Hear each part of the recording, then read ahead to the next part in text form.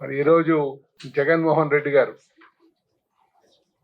మేమైతే వాళ్ళని గొడ్డల పార్టీ నాయకత్వమే అంటాం, వారు ఈరోజు విశాఖపట్నం సౌత్ అక్కడికి విచ్చేసి మొన్న సముద్రంలో గల్లంతైనటువంటి 6 కుటుంబాలని పరామర్శించడానికి వచ్చి అలాగే ఎవరైతే ఒకరు ఇంజ్యూర్ అయ్యి ఉన్నారో, దెబ్బలు తగిలిందో వాళ్ళని పరామర్శించడానికి వచ్చారని చెప్పేసి లేనిపోయినటువంటి ఆరోపణలు ప్రభుత్వం మీద చేయడం జరిగింది. అయితే మేము వాటిలన్నీ కూడా తీవ్రంగా ఖండిస్తున్నాం. అంటే ముందుగా ఎవరైతే సముద్రంలో వేటకెళ్ళి గల్లంతయ్యారో ఆ మత్స్యకారు కుటుంబాలకి మా ప్రగాఢమైనటువంటి సానుభూతిని ప్రకటిస్తూ, అలాగే మేము వారికి అన్ని వేళ అండదండలుగా ఉన్నాం అని ఈ సందర్భంగా తెలియజేస్తూ,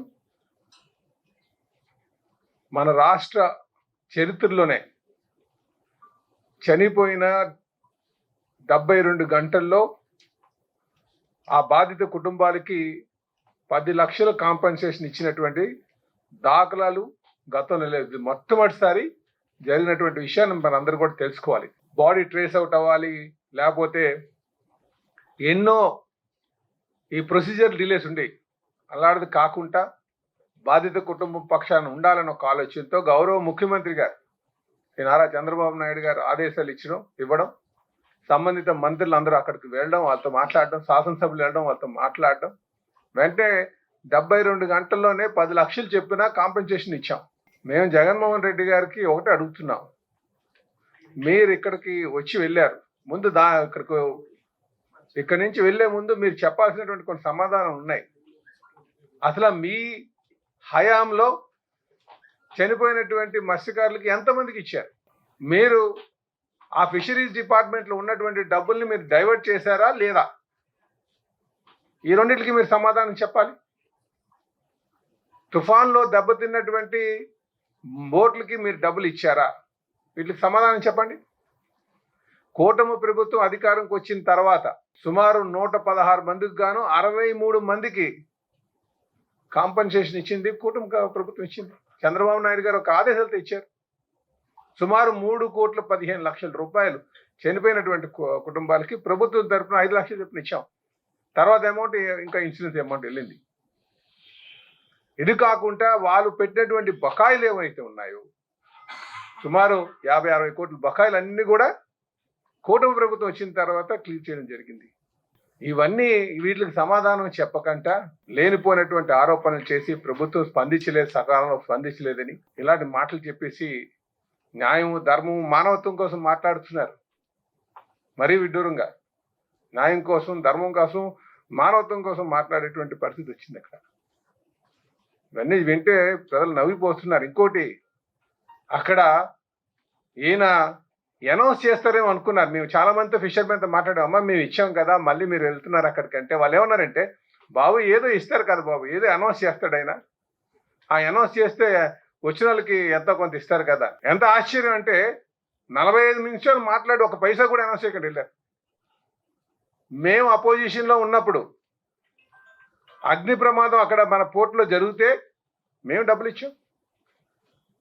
మేము మాజీ శాసనసభ్యులుగా ఉన్న వాళ్ళందరూ కూడా కలెక్ట్ చేసుకుని అందరూ కూడా మా లీడర్షిప్ అంతా కలిసి మా అధినాయకత్వం చెప్పిన వెంటనే మేము డబ్బులు అక్కడ మీటింగ్ పెట్టి డబ్బులు ఇచ్చాం. ఆ బోర్డు కార్పొరేట్ యజమానులకి నష్టం, అరే మేము ఆదుకుంటాం. ఈరోజు వారు వచ్చి మీకు సమాచారం ఉంది, సమాచారం ఉన్నా రెస్పాండ్ కాలేదని, అసలు ఆ సమాచారం అనే మాట చెప్పారు కనుక మీ దగ్గర ఉన్న వాళ్ళే ఇదే రాజకీయం చేశారు. మిమ్మల్ని నమ్మి మీకు ఇన్ఫర్మేషన్ మీకు వస్తే మీరు దాన్ని రాజకీయ స్వార్థ ప్రయోజనాలకు వాడుకున్నారు. ప్రభుత్వానికి కానీ అధికారులు కానీ తెలియజేయకుండా మిమ్మల్ని నమ్మి మీకు ఫోన్ చేస్తే మీరు చేసింది ఏంటి? నిర్వాహకం. వాళ్ళ ఆధార్ కార్డులు తీసుకుంటారా? ఇక్కడ చనిపోయిన వాడి దగ్గర రాజకీయాల? ఈరోజు మీరు చేసినటువంటి ఆరోపణలు ఏవైతే ఉన్నాయో సమాచారం ప్రభుత్వంకి వచ్చినా రెస్పాండ్ సమాచారం మిమ్మల్ని నమ్మి మీకు ఫోన్ చేస్తే మీరు ప్రభుత్వానికి సమాచారం తెలియజేయకుండా సంబంధిత అధికారులతో సమాచారం చేరవేయకుండా కేవలం మీకు ఈరోజు ఇలాంటి సిచ్యువేషన్ తేవాలి అని ఒక స్వార్థ ప్రయోజనాలతో చేశారు. ప్రజలు చూస్తున్నారు, చూడలేదు అనుకుంటున్నారేమో, మత్స్యకారు సోదరులందరూ బాగా గమనించలేదు అనుకుంటున్నారేమో. ఇవన్నీ కూడా గమనిస్తారు. మీకు సకాలంలో సమయం వచ్చినట్టు మీకు బుద్ధి చెప్తారని కూడా ఈ సందర్భంగా తెలియజేస్తున్నా. మళ్ళీ శవ రాజకీయాలు. మేము అధికారంకి వచ్చిన తర్వాత మేము డబ్బులు ఇస్తామట. అధికారంకి వచ్చిన తర్వాత డబ్బులు ఇస్తామట. ఏం అధికారం మీకు గత 19 నుంచి 24 ఉన్నప్పుడు మీకు గుర్తు రాలేదు? అప్పుడు చనిపోయినట్టుగా వాళ్ళ మనుషులు కాదా? మళ్ళీ ఒక ట్రాప్ వేసి పెడుతున్నాడు. మత్స్యకారు సోదరులందరూ కూడా గమనించాలి. మళ్ళీ ఒక ట్రాప్. ఆ ట్రాప్ ఏంటంటే మళ్ళీ మీరు నాకు ఓట్లు వేయండి, మళ్ళీ మీకు చేస్తాం, 75 లక్షలు మీకు ఇస్తాం, 1 కోటి రూపాయలు ఇస్తాం అని చెప్పేసి లేనిపోయినటువంటి ఆశలు పుట్టించి ఒక విద్వేషం కూటమి నాయకుల మీద సృష్టిద్దాం అనుకుంటున్నారు. అలా ప్రజలు నమ్మరు, మత్స్యకారులు అసలే నమ్మరు. ఈరోజు కూటమి ప్రభుత్వం మీద పూర్తి నమ్మకం ఉంది. వాళ్ళకి మేము ఇచ్చినటువంటి మాట ఏదైతుందో అవన్నీ కూడా సకాలంలో చేస్తామని చెప్పి సందర్భంగా తెలిసాం. కాంపన్సేషన్ ఇచ్చాం. ఆ డ్రైవర్కి కూడా బోట్ ఇస్తామని చెప్పాం. ఎవరైతే బతికారో ఆయనకి బోట్ కూడా ఫిషరీస్ డిపార్ట్మెంట్ నుంచి ఇస్తామని చెప్పాం. ఖచ్చితంగా చేస్తాం. వాళ్ళకి ఆదుకుంటామని కూడా ఈ సందర్భంగా తెలియజేస్తాం. అలాగే జగన్మోహన్ రెడ్డి గారు ఇంకో మాట చెప్పాలి. మీ పార్టీలో మంత్రిగా పనిచేసినటువంటి వ్యక్తి, ఇప్పుడు మాజీ మంత్రి గారు అబ్బాయి గుద్దేస్తే ఏమంటారండి? హత్యానేరం ఆరోపణ చేస్తా అన్నారు. అసలు మీకు చట్టాల మీద అవగాహన ఉందండి? గుద్ది నీకు బాధ్యత లేకుండా వెళ్ళిపోయి ఇంకోరి మీద ఎవరి మీదో నువ్వు నేను తొక్కలేదని పెడితే మరి అప్పుడు ఏమొస్తుందండి? నువ్వు నీ వెనకాల ఏమనుకోవాలి ఆలోచన?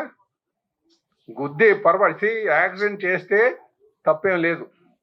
యాక్సిడెంట్ తప్పులంటే మనకున్నటువంటి చట్ట ప్రకారంగా కావాలని చేశారా, లేకపోతే అది యాదృచ్ఛికంగా జరిగిందా అని అది వెరిఫై చేసి దానికి ఏదో యాక్సిడెంట్ ఇన్సూరెన్స్ వస్తుంది. ధైర్యంగా వెళ్ళి పోలీస్ స్టేషన్ కంప్లైంట్ చేయాలి, బాబు ఇలా యాక్సిడెంట్ అయ్యింది అని చెప్పేసి. అలాంటిది నువ్వు గుద్ది 3 రోజుల పాటు నేను కాదు ఇంకో ఎవరో యాక్సిడెంట్ చేశారని చెప్పి ఇంకో వ్యక్తిని పెట్టేటప్పుడు మరి ఆ వ్యక్తి మీద ఏమని పెడతారండి కంప్లైంట్? ఏం పెడతారు? ఒకసారి చట్టాల మీద మాట్లాడేటప్పుడు, నాయకత్వం తీసుకునేటప్పుడు చట్టాలపైన కూడా అవగాహన ఉండాలి. లేదో నేరుగా వెళ్ళి మీరు చెప్పాలి యాక్సిడెంట్ చేసింది నేనే అని. నువ్వు యాక్సిడెంట్ చేయి కదా, నువ్వు చేసి నేను చేయలేదని పెడితే హత్యానేరం మోపుతారు ఎవరైనా. ఆ మాత్రం కూడా అవగాహన లేదు. కానీ ఎంత సమర్థించుకొస్తున్నారంటే చనిపోయిన మరి అక్కడ మనిషి కాదా? ఒక గొర్రెలు కాపాడి చనిపోయాడు పేదవాడు. తప్పు చేసిన వాడిని శిక్షించాలని చెప్పకంట, చనిపోయిన వాడిని పరామర్శించకంట ఇక్కడ కూడా పాలిటిక్స్ ప్లే చేస్తున్నారు. నేనేమంటానంటే ఈ శవ రాజకీయాలు మానుకోండి. మనం చనిపోయినటువంటి వారి ఫ్యామిలీస్కి, కుటుంబానికి అండగా ఉండాలి. వారికి కావాల్సినటువంటి ఆర్థిక సాయం అందించాలి తప్ప దాని మీద రాజకీయం చేసి బతుకుతాం అన్నది ఒక దుర్మార్గమైన ఆలోచన. మొదటి నుంచి కూడా మేము జగన్మోహన్ రెడ్డి గారు ఒక తీరు చూస్తున్నాం. ఆయన వెహికల్ కింద పడి నలిగిపోయి చనిపోయినండి పక్కకు తీసి పెట్టేసి వెళ్ళిపోయినటువంటి రోజులు ఆ రోజే చూసాం. ఎంత బాధ్యత మీకు ఉందా అనేది. ఎవరైనా సరే మానవత్వం, అందుకే అన్నాను మానవత్వం అంటే మాకు ఆ నవ్వు వస్తుంది. ఇక్కడ నుంచి చూస్తే ఆశ్చర్యం కలుగుతుంది. నీ వెహికల్ కింద నలిగి చనిపోతే ఆ వ్యక్తిని హాస్పిటల్ కూడా వెళ్ళి చేర్పించకంట. కనీసం హాస్పిటల్కి వెళ్ళిన ఎవరికైనా సరే చేర్పించకంట పక్కకు పడేసి, ఇంకా లక్కీగా వీడియో దొరికింది కనుక ప్రజలు నమ్మారు. ఆయన మానవత్వం కోసం మాట్లాడడం చాలా వింతగా ఉందని చెప్పి తెలియజేస్తున్నాం. ఇప్పటికైనా సరే మీరు ఒక బాధ్యత కలిగినటువంటి వ్యక్తిగా ఉండడం మంచిది.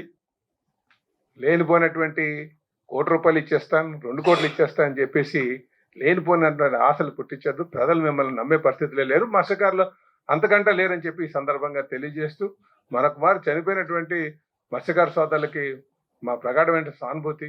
నా కుటుంబానికి ఆ భగవంతుడు మానవదయను ప్రసాదించేలా ఖచ్చితంగా ప్రభుత్వ పరంగా మేము ఇవ్వాల్సినటువంటి అన్ని ఈ కాంపెన్సేషన్ ఏముందో అన్ని అందిస్తాం, వాళ్ళకి అండగా ఉంటామని చెప్పి తెలియజేస్తూ తీసుకుంటున్నాను. నమస్కారం. ఆ రోజు ఆయన ఫైల్స్ ఆపరేషన్ ఉన్నారు, ఒంట్లో బాగోలేక ఆయన ఉన్నారు, అక్కడ ఆయన ఇబ్బందుల్లో ఉన్నారు. అందరికన్నా ముందే ఆయన ప్రోయాక్టివ్గా ఉండేటువంటి మంత్రి అచ్చెన్నాయుడు గారు ఒక రాష్ట్ర అధ్యక్షులుగా చేశారు. ఆయన ప్రతిపక్షంలో ఉన్నప్పుడే ఆయన చాలా జోరుగా ఉండేవారు. అలాంటి ఆయన ఖచ్చితంగా ఇలాంటి సంఘటనలు జరిగితే ముందే ఉంటారు. ఆయన దాగుండిపోయే వ్యక్తి కానే కాదు, ఆయన ఇంకా చాలా ప్రోయాక్టివ్గా ఉండేవారు. మా పార్టీకి ఒక అండ, నెక్స్ట్ ఒక బలం మాకు. అలాంటి ఆయన్ని ఏదో ఒకటి అనాలని ఈయన అని వెళ్ళాడు తప్ప అచ్చెన్నాయుడు గారికి ఒంట్లోకి బాగోలేక రాలేదు. అలాగే మంత్రి గారు, హోంమంత్రి గారు వచ్చి సెల్ ఫోన్లోనే మాట్లాడి వెళ్ళిపోయారని చెప్తున్నారు, ఫోన్లోనే పరామర్శించారు. ఆవిడ కూడా రావడం జరిగింది. అందరూ అటు విజయనగరం నుంచి కొండపల్లి శ్రీను గారు మంత్రి గారు వచ్చారు, అక్కడ ఉన్నటువంటి శాసనసభ్యులు లోకం మాధవి గారు వచ్చారు, వంశీకృష్ణ శ్రీనివాస్ గారు సౌత్ ఎమ్మెల్యే గారు ముందు నుంచి ఉన్నారు, మా ఇన్ఛార్జ్ సుధాకర్ గారు అక్కడే ఉన్నారు, వెలగపూడి గారు వచ్చారు. అలాగే గంట అక్కడ ఫిషర్మెన్ కమ్యూనిటీలో మా వెలగపూడి అంటే అక్కడ మనం ఉన్నటువంటి అంటే మాకు ముందు ఏంటంటే కొంతమంది గాజోక్ అన్నారు, కొంతమంది ఈస్ట్ అన్నారు, తర్వాత వచ్చి లేదు భీమిలి అని తేలింది. గంటా గారు వచ్చారు. సో నేను అన్నది మేము ఒకటే తెలియజేస్తున్నాం, ఒక బాధ్యత కలిగినటువంటి పార్టీ తెలుగుదేశం పార్టీ, కూటమి పార్టీలు అని చెప్పి తెలియజేస్తున్నాం. ఎందుకంటే ఆ రోజు అక్కడ మా బీజేపీ నాయకత్వం, రాష్ట్ర నాయకత్వం వచ్చింది. బీజేపీ 3 రోజులు 4 రోజులు అక్కడే ఉన్నాం. మీరెప్పుడు వచ్చారు? 7 రోజులు 8 రోజుల తర్వాత వచ్చారు. 10వ రోజు వచ్చారు. మీరు 10వ రోజు వచ్చి కబుర్లు ఆడుతున్నారు. మళ్ళీ అపోజిషన్ పార్టీ అసలు ముందు ఉండాలి. ఎప్పుడు వచ్చారండి? 10 రోజుల తర్వాత వచ్చి కబుర్లు ఆడుతున్నారు, వాళ్ళు రాలేదు వీళ్ళు రాలేదని. ఎన్నిసార్లు వచ్చారు మీరు చెప్పాలి. మీరు ఎప్పుడు వచ్చారు అని.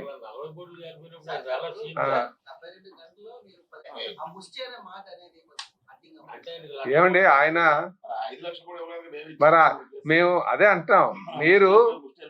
మేమేమంటున్నాం అంటే మీరు మీ హయాంలో చనిపోయినటువంటి వారికి ఎంతమందికి ఇచ్చారు సమాధానం చెప్పంటున్నా. మీ టైంలో 2000 మీకు మొత్తం ఎవిడెన్స్తో పాటు ఇస్తున్నాను.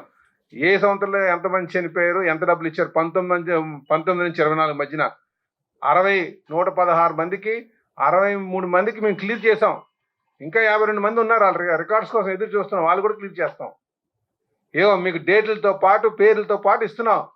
ఇంకోటి చెప్తున్నా, మర్చిపోయిన అసలైన విషయం, వీళ్ళు మత్స్యకారుల కోసం బోల్డ్ చెప్తున్నారు. ఇదిగో ఇది వాళ్ళ అధికారంగా ఉన్నప్పుడు జాలార్పేటని టీడీఆర్లు కావాలని చెప్పి 2500 కోట్లు టీడీఆర్లు కావాలని చెప్పి పెట్టినటువంటి నాయకులు అంతా జగన్మోహన్ రెడ్డి గారు దీనికి సమాధానం చెప్పండి.